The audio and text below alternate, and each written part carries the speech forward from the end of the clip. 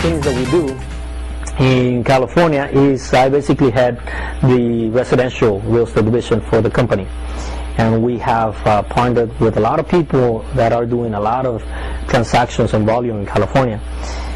Just so you guys will see, we just recently partnered with a company called Roque Investments, and they have a great system in acquiring inventory, residential inventory. And they do note purchases. It's a great system in which they have direct contact through the banks, through a few securities attorneys, and they buy the properties at a discount. Well, first they acquire the notes, and then from there they have a system to convert that note acquisition into a real estate purchase, which is the key thing. They also have, and I'm going to say us because now it's a formal joint venture, so we have a system to acquire short sales in volume, get them negotiated directly through the banks. Some of the biggest banks are able to approve these short sales very fast and at great discount prices. Then part of the in-house sales team, which it consists of about 15 players, they are submitting offers daily. I mean, they send about 300 to 400 offers a week.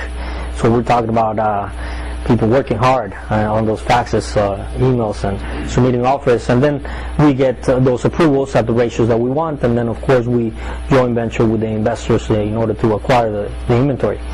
And then lastly, which has decreased quite a bit, is REO inventory. And I'm not sure here in Florida, but in California, the REOs have actually decreased, but because the banks are holding back into the inventory, they haven't fully released it into the public. But it will start hitting the market again soon, and we'll see more acquisitions for REOs. But for now, it's been mostly short sales.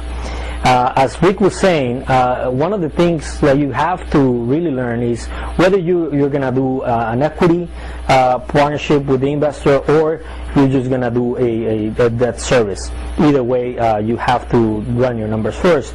And it all depends on the investor. I mean, if you're dealing with a sophisticated investor that knows what returns they're looking for, we've had scenarios in which the investors are looking for, they even get to the internal rates of return, and they get more sophisticated, and you really have to understand your numbers before you get into a bad deal.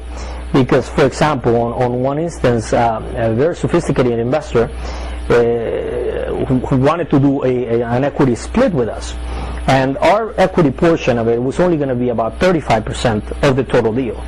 So we're looking at the deal and we're like, come on, I mean, we're putting all this time, we're doing all the work, it's not going to work. But as we were closing the deals faster for them to turn over their money over and over, then we would be making more money.